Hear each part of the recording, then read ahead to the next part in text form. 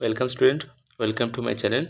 Now this is the second video of haloalkane haloarine chapter. Now in the previous lecture আমি যেটা discuss করেছি সেটা হচ্ছে যে কতগুলো সিনথেসিস রিয়াকশনের সিনথেসিস কিভাবে করা যায়, ইম্পর্টেন্ট কতগুলো রিয়াকশন সেগুলো সম্বন্ধে ডিসকাশন করেছিলাম।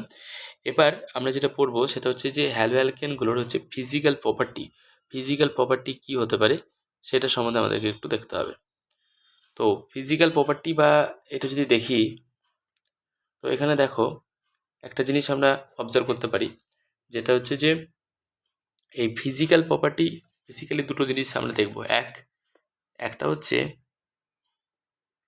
তোমার বয়েলিং পয়েন্ট আর একটা হচ্ছে সলিবিলিটি। তো বয়েলিং পয়েন্ট বা সলিবিলিটি যদি তুমি লক্ষ্য করে দেখো না, তো বয়েলিং পয়েন্ট কাদেরকে বলবো? বয়েলিং পয়েন্ট মানে কি, কিসের উপর ডিপেন্ড করবে? Boiling point depends on the, এক কথা যদি বলি, পোলারিটির উপর। কিসের উপর ডিপেন্ড করে? পোলারিটি। ঠিক আছে, পোলারিটির উপর ডিপেন্ড করে, অর্থাৎ যার মধ্যে পোলারিটি বেশি হবে ডাইপোল। কেন? ডাইপোল ইন্টারাকশন থাকতে পারে তার মধ্যে, ডাইপোল ইন্টারাকশন, তাই না? ডাইপোল ইন্টারাকশন হতে পারে। আর কিসের উপর ডিপেন্ড করতে পারে বয়েলিং পয়েন্ট ডিপেন্ড করতে পারে তোমার surface area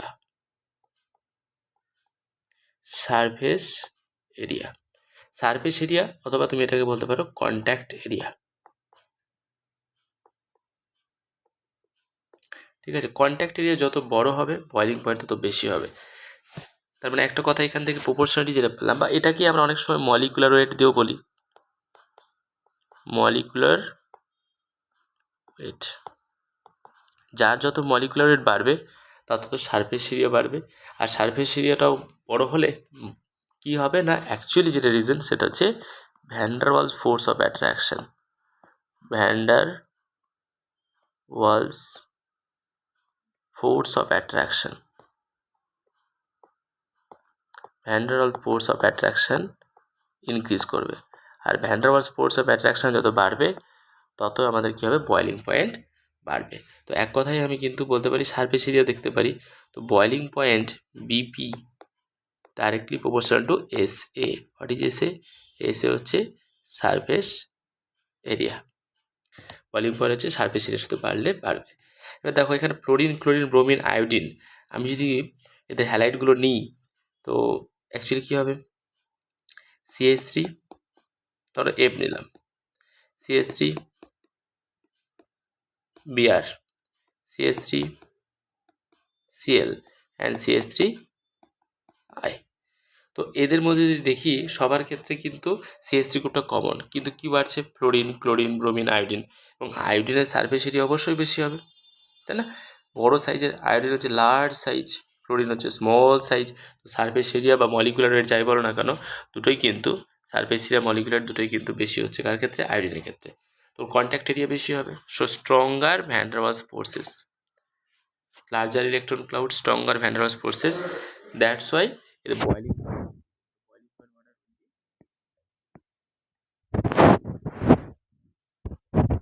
it also depends on the branching বলতে কি বোঝাচ্ছে? যেমন ধরো এই যে 1 ব্রোমো বিউটেন, যত বললাম কি সারফেস এরিয়ার উপর কী হবে, ডিপেন্ড করবে।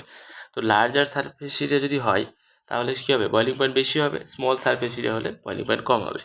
এই যে 1 ব্রোমো বিউটেন দেখতে পাচ্ছ, এটা হচ্ছে ব্রোমিন, আর এগুলো হচ্ছে carbon chain, CH3 CH2 CH2। এটা অ্যাকচুয়ালি কি, CH3 CH2 CH2 CH2 Br, এত বড় জায়গা, তার মানে এইটা হচ্ছে ওর সারফেস এরিয়া, ঠিক না? আর এইটাও দেখো কিন্তু এখানেও কিন্তু ওই টার্ট বিউটাইল ব্রোমাইডের জায়গাটা কিন্তু, এরিয়াটা কিন্তু খুব ছোটোভাবেই আমরা দেখতে পাচ্ছি এই জায়গাটা হয়ে গেছে, ঠিক আছে? তো টার্ট বিউটাইল ব্রোমাইডের সারফেস এরিয়া কী হলো, সারফেস এরিয়াটা, এই সারফেস এরিয়াটা কী হচ্ছে, অনেকটা কম, বাট এই সারফেস এরিয়াটা অনেকটা বেশি হবে, এই সারফেস এরিয়া। তো এক্ষেত্রে সারফেস এরিয়া বড় হওয়ার জন্য এর বয়েলিং পয়েন্ট বেশি, এর বয়েলিং পয়েন্ট কম। টার্ট বিউটাইল ব্রোমাইড কীরকম, এইটা হচ্ছে টার্ট বিউটাইল ব্রোমাইড, এইদিকে CH3 CH3 CH3 এইগুলো, তা এর এরিয়াটা হচ্ছে কম, তাই জন্য বয়লিং পয়েন্ট কম হচ্ছে, দেখো লং চেন বেশি হচ্ছে। তো যত লং চেন হবে তত বয়লিং পয়েন্ট বেশি হবে, কারণ তার সারফেস এরিয়া বেশি। তো that's why boiling point water থেকে আমাদের নিচে দেখো ডিক্রিজ করছে, আর এক্ষেত্রে ইনক্রিজ করছে। ঠিক আচ্ছা, তাহলে নেক্সট আমরা পরের যে টপিক সেটা যাই। পরের টপিক যেটা সেটা হচ্ছে now the most important nucleophilic substitution, the mechanism of the nucleophilic substitution reaction. দেখো battle field of nucleophilic substitution, এইটাই হচ্ছে আসল রিয়াকশনের জায়গা, যেখানে তুমি দেখো কি হয় বেসিক্যালি এখানে রিয়াকশনটা দেখতে পাচ্ছি আমরা, একটা নিউক্লিওফাইল থাকে। নিউক্লিওফাইল কাকে বলে? নিউক্লিওফাইল হচ্ছে, নিউক্লিওফাইল কাকে বলবো না, নিউক্লিওফাইল হচ্ছে তোমার, নিউক্লিওফাইল কাকে বলবো, নিউক্লিওফাইল হচ্ছে তোমার হচ্ছে যে যাদের হচ্ছে নিউক্লিওফাইল মানে যারা নিউক্লিয়াসকে খুঁজছে, মানে পজিটিভ চার্জ হোক কিছু এরকম বা ইলেকট্রন ডেফিসিয়েন্স স্পিসিস হোক, তাদেরকে অ্যাটাক করবে। তাহলে অ্যাটাকটা কোথায় হবে? অ্যাটাকটা পজিটিভ চার্জ। এই যে এক্স হ্যালাইড, সেটা আমরা কি জানি? ডেল্টা মাইনাস, আর কার্বন কি? Delta plus. ঠিক, তো কার্বনের আরও একটা বন্ড আছে, এখানে আমরা 3টে বন্ড দেখতে পাচ্ছি। তো আর একটা বন্ড হয়তো পিছন দিকে আছে বা দেওয়া হয়নি, সেটা তুমি বুঝে নিতে পারো যে হ্যাঁ ওটা একটা আর একটা বন্ড এখানে কিন্তু ওর আছে, সে কোনো একটা দিকে। তো এখন প্রশ্ন হচ্ছে যে এই নিউক্লিওফাইল যার নেগেটিভ চার্জ বা লোন পেয়ার থাকতে পারে, তাদেরকে আমরা অ্যাটাকার বলছি বা নিউক্লিওফাইল, সেইটা কি করবে? কার্বন অ্যাটাক করবে আর হ্যালোজেনকে বার করবে। মানে মধ্যটা কি হলো? সাবস্টিটিউশন হলো। অ্যাকচুয়ালি আমি যদি বলি এখানে ধরো CH3Cl আছে, তোমার একটা OH মাইনাস আসছে, OH মাইনাস হচ্ছে তোমার নিউক্লিওফাইল, সে কি করলো? CH3OH হয়ে গেল, অ্যালকোহল প্রিপারেশন হয়ে গেল। তো এইখানে OH কি করলো? Cl কে রিপ্লেস করে দিল। তো this is Y substitution reaction, প্রতিস্থাপন বিক্রিয়া, তাই না? কিন্তু হলো কিভাবে সেটা আমাদের এখানে দেখতে হবে। তো তো এইখানে হচ্ছে কনকার্ড, মানে এটা জিতে গেল কেন? কারণ এইখানে কি এক্সট্রা রিপ্লেস করে নিউক্লিওফাইল আসছে, আর এক্স হচ্ছে এখানে লিভিং গ্রুপ, তাহলে retreating living group x minus. এবার এই নিউক্লিওফাইলটার রিয়াকশনটা আমি কীভাবে করছি দেখো। প্রথম স্টেপ হচ্ছে, সাপোজ ধরো আমি একটা বড় একটা নিউক্লিওফাইল নিলাম, এই সাবস্ট্রেট নিলাম, এটা হচ্ছে CH3, ঠিক, এইটাও একটা CH3। Okay, now this CH3 থেকে প্রথম স্টেপে যেটা হবে, স্টেপ 1, সেটা হচ্ছে যে লিভিং গ্রুপ বেরোবে আগে, Br মাইনাস। ফার্স্ট হচ্ছে লিভিং গ্রুপ এলিমিনেট হবে, তো Br মাইনাস বেড়ে যাচ্ছে। তা বেড়ে যাওয়ার পরে যেটা হলো সেটা হচ্ছে কার্বোকার্বন তৈরি হলো। কি কার্বোকার্বন হবে? এইটা,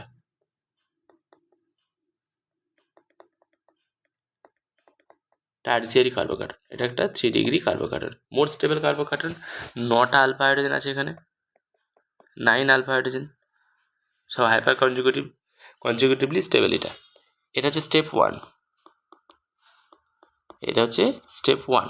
তো স্টেপ 1-এ হচ্ছে কার্বোক্যাটায়ন জেনারেট করবে প্রথম, কার্বোক্যাটায়ন।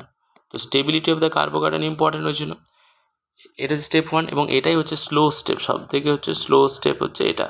আর স্লো স্টেপ যেটা হয় সেটাই হচ্ছে RDS স্টেপ হয়। RDS মানে কি?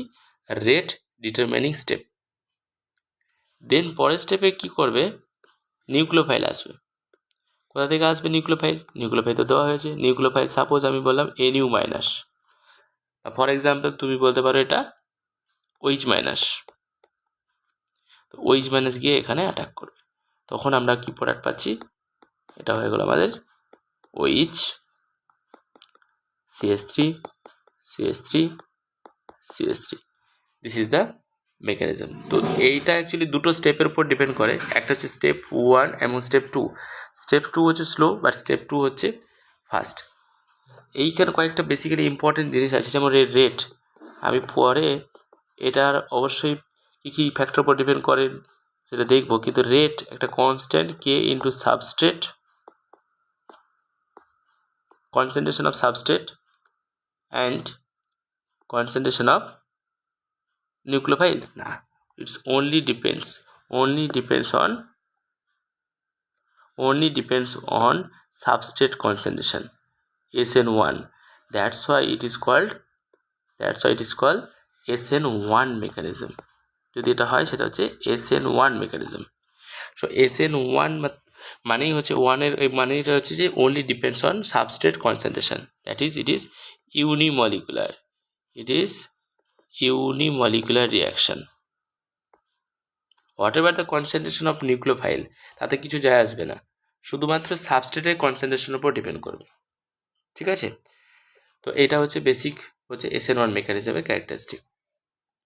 এবার এইটা SN1 আর SN2 হচ্ছে ব্যাক সাইড অ্যাটাক হবে, তো সেইটাও আমি দেখাচ্ছি। বাট SN1 সম্বন্ধে আরও অনেকগুলো ফ্যাক্টর আছে যেগুলো আমাকে আবার ডিসকাস করতে হবে। সেটা হচ্ছে যে ফ্যাক্টর অফ সলভেন্ট, মানে সলভেন্টের কী এফেক্ট আছে বা নানা রকম এই সমস্ত জিনিসগুলো আমাকে এখানে ডিসকাস করতে হবে।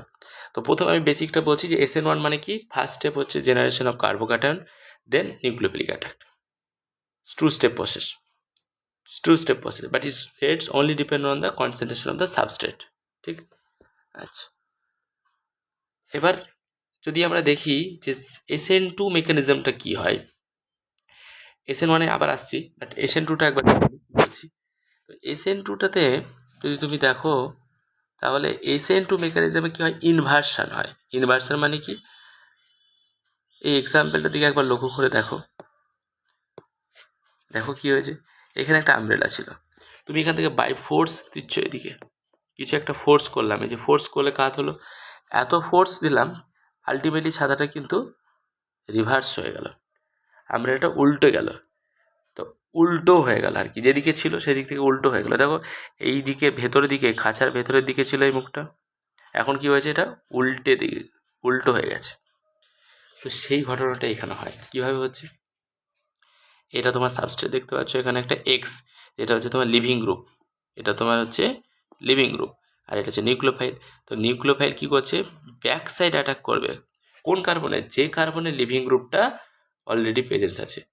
তো nucleophile can attacked that carbon which bearing living group, attack করবে আর লিভিং গ্রুপ বেরোবে। সাইমালটেনিয়াস প্রসেস, একটা স্টেপ, আগেরটায় যেমন SN1 দুটো স্টেপ হচ্ছিল, এখানে হচ্ছে সেম, একটু আলাদা হবে। সেটা হচ্ছে যে ইনভার্টেড প্রোডাক্ট হচ্ছে, দেখো নিউক্লিওফাইল ব্যাক সাইড অ্যাটাক করছে আর লিভিং গ্রুপ বেরিয়ে যাচ্ছে, তাই না। তো দেখো আমি এখানে একটা ট্রানজিশন স্টেট দেখাতে পারি, ওটা হচ্ছে একটা ট্রানজিশন স্টেট, মানে যে dot dot dot dot dot dot nucleophile আসছে আর dot dot dot dot dot X minus বেরোচ্ছে। হ্যাঁ, অবভিয়াসলি এই কার্বনে আরও একটা হাইড্রোজেন আছে, পিছন দিকে একটা হাইড্রোজেন আছে, সেটা এখানে অবজার্ভ হচ্ছে না। তো আমি দরকার হলে এটাকে এরকম করে তুমি লিখে রাখতে পারো, যেটা হচ্ছে পিছন দিকে আছে, আমরা বোঝাতে পারি। ঠিক আছে, পিছনের দিকে দেখো এখানে আবার চলে এসছে। তো মোদ্দা কথা হচ্ছে এই নিউক্লিওফাইল এদিকে এলো আর এক্সট্রা বেরিয়ে গেলো, তো প্রোডাক্টটা উল্টো গেল, দিস ইজ দ্য প্রোডাক্ট। এই দিক দিয়ে নিউক্লিওফাইল অ্যাটাচ করলো, দেখো এক্সট্রা বেড়ে গেল। তো এই কারণে আমরা প্রোডাক্ট কিন্তু দেখো অলওয়েজ এরকম করতে পারি যে SN2, তুমি এরকম রিয়াকশন করছো, CH3Cl আছে, সেখানে তো OH মাইনাস আছে, OH মাইনাস যাওয়ার পর তুমি প্রোডাক্ট লিখে দিলে CH3OH। হ্যাঁ, তো এটা SN1 না SN2 হয়েছে সেটা আমরা বিভিন্ন কন্ডিশন দেখে বুঝবো। এখন ধরো এটা আমি বলতে পারি যে এই OH মাইনাস অ্যাকচুয়ালি কী হয়েছে, OH মাইনাস এখানে ব্যাক সাইড দিয়ে অ্যাটাক করেছে CH3 কে, আর Cl বেরিয়ে গেছে, তবে হয়েছে। তো তখন আমরা কিন্তু ইনভার্টেড প্রোডাক্ট পাবো, এখানে লিখেছি এরকমভাবে, বাট ওটা ইনভার্টেড প্রোডাক্ট। ওকে, তাহলে এইটা কি 3 ডিগ্রি ক্ষেত্রে হবে না। হোয়াই 3 ডিগ্রি ফেলস SN2, কারণ যত তোমার বাল্কিনেস বাড়বে না, সাপোজ তুমি এখানে Cl রেখেছো, এই জায়গায় CH3 জায়গায় এখানে তুমি আরো বড় বড় গ্রুপ CH3 করলে, এইটা, তা এইখানে OH মাইনাস এই ব্যাক সাইড দিয়ে অ্যাটাক করবে Cl কে বার, এটা পসিবল হবে? এটা কি পসিবল হবে? একদমই নয়, কারণ স্টেরিক হিন্ডেন্স হবে, অ্যাটাক করতেই দেবে না। তাই জন্য আমরা কিন্তু SN2 মেকানিজম করে 3 ডিগ্রি ক্ষেত্রে পাই না। তো SN1 রিয়াকশন তাহলে ভালো হবে কোথায়, বেটার হয় কোথায়, SN2। তাহলে SN1 কোথায় ভালো হয়, দেখো SN1 যেটা ভালো হয় সেটা হচ্ছে 3 degree greater than 2 degree greater than 1 degree, কারণ কার্বোক্যাটায়ন স্টেবিলিটি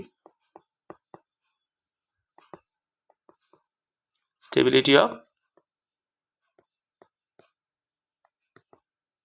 কার্বোক্যাটায়ন। আর SN2টা কোথায় ভালো হচ্ছে, SN2টা কিন্তু ঠিক উল্টোটা, 1 ডিগ্রি 2 ডিগ্রি 3 ডিগ্রি। তো এই যে 3 ডিগ্রি 2 ডিগ্রি 1 ডিগ্রি এটা কিন্তু অলওয়েজ ফিক্স নয়, স্টেবিলিটি অফ কার্বোক্যাটায়ন হচ্ছে ইম্পর্টেন্ট, কিন্তু শুধু ডিগ্রির রেসপেক্টে যদি দেখি তাহলে 3 ডিগ্রি 2 ডিগ্রি 1 ডিগ্রি, আর SN2 হচ্ছে 1 ডিগ্রি 2 ডিগ্রি, কারণ কি লেস স্টেরিক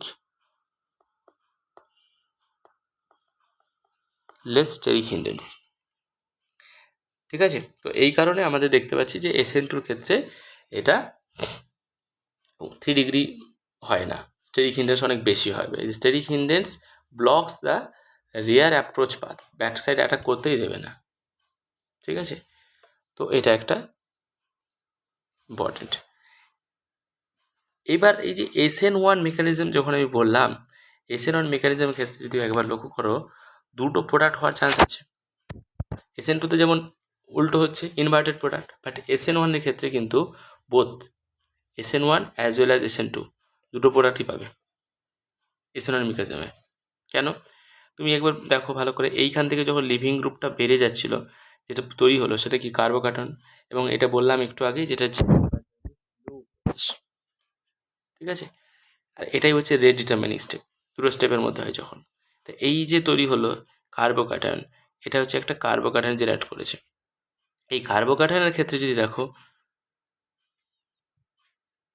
বেসিক্যালি এটা তোমার হচ্ছে যে 3-4টে হাতের মধ্যে এতগুলো হবে না, পি অরবিটাল ফাঁকা আছে, একটা তোমাকে বাদ দিতে হবে। ধরে নাও এটা তুমি অমিট করছো আর কি, এই বনটা তোমাকে বাদ দিতে হবে, এটা ধরো বাদ, ঠিক আছে, এটা নেই।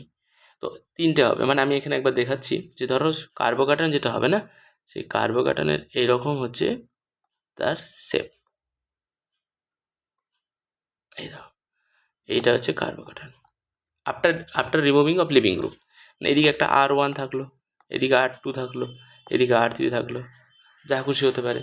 এবার এই কার্বোকার্বনে যখন তুমি দেখো, এটা P orbital, empty P orbital আছে, এদিকে একটা ফাঁকা অরবিটাল আছে, আবার এদিকেও একটা ফাঁকা অরবিটাল আছে, এটা একটাই পি অরবিটাল। বাট নিউক্লিওফাইল যখন অ্যাটাক করবে না, তখন তো ওর কাছে চয়েস হয়ে গেল, nucleophile can attack either from this side, nucleophile can attack either from this side. তাহলে দুদিক থেকেই প্রোডাক্ট হতে পারে। তাহলে দুই দিক থেকে যদি প্রোডাক্ট হয়, তাহলে দুটো 50-50 প্রোডাক্ট পাবো, হ্যাঁ কি না?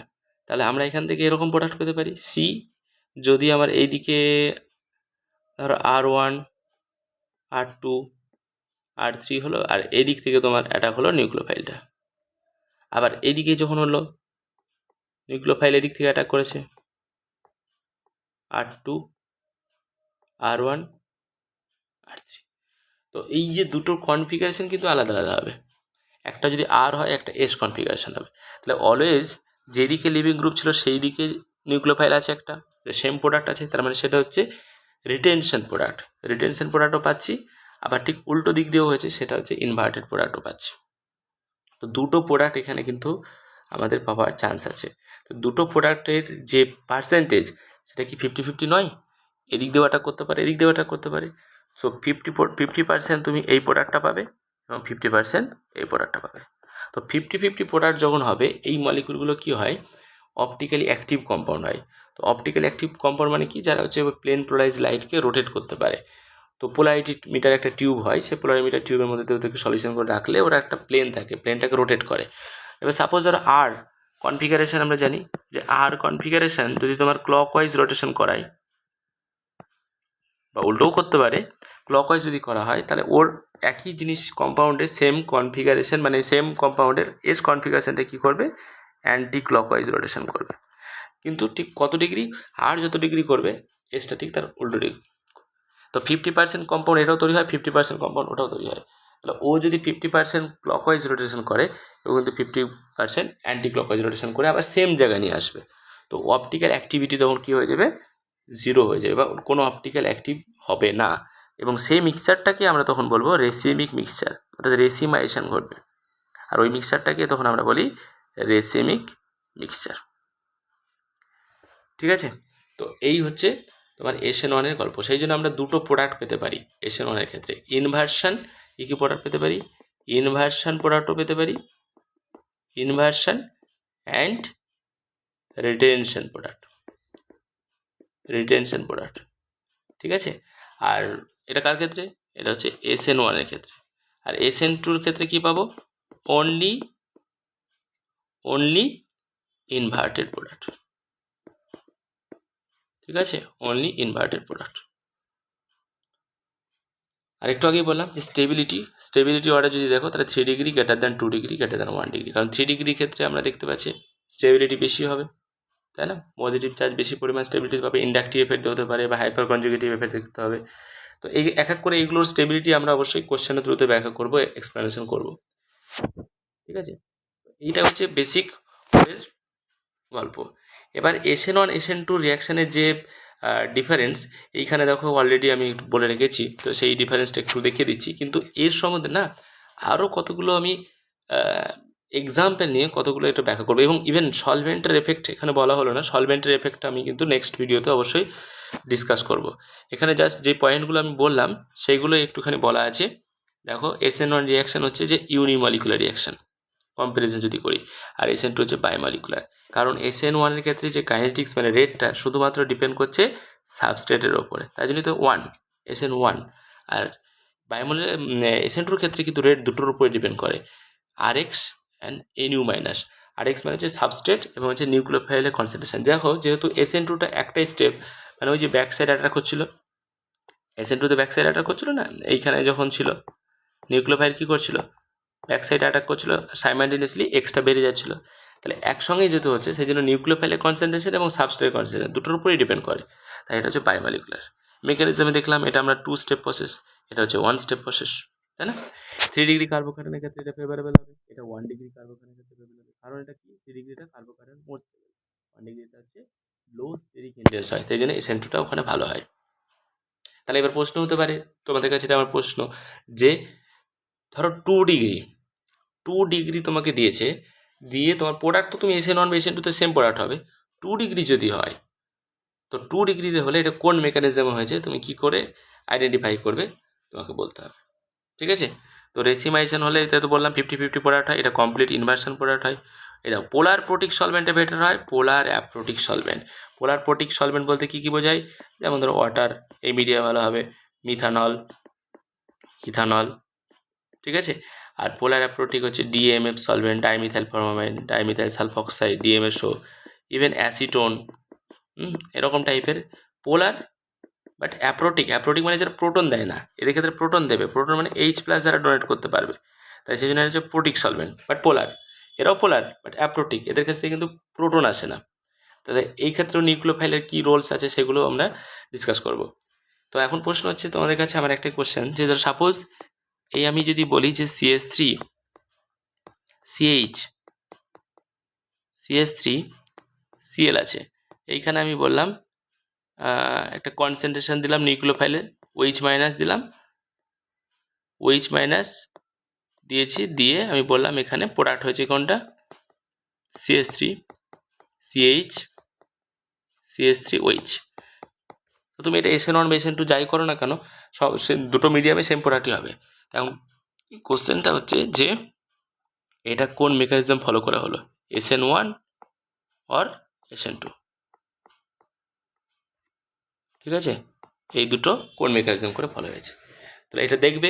এর সম্বন্ধে আরও কোনো ডাউট থাকলে অবশ্যই কমেন্ট বক্সে কমেন্ট করো, ঠিক আছে, কোনো ডাউট যদি থাকে। আর যদি ভিডিওটা ভালো লেগে থাকে তো লাইক করো, শেয়ার করো বন্ধুদের সাথে, আর পরের ভিডিওর জন্য স্টে টিউন। ঠিক আছে, থ্যাংক ইউ।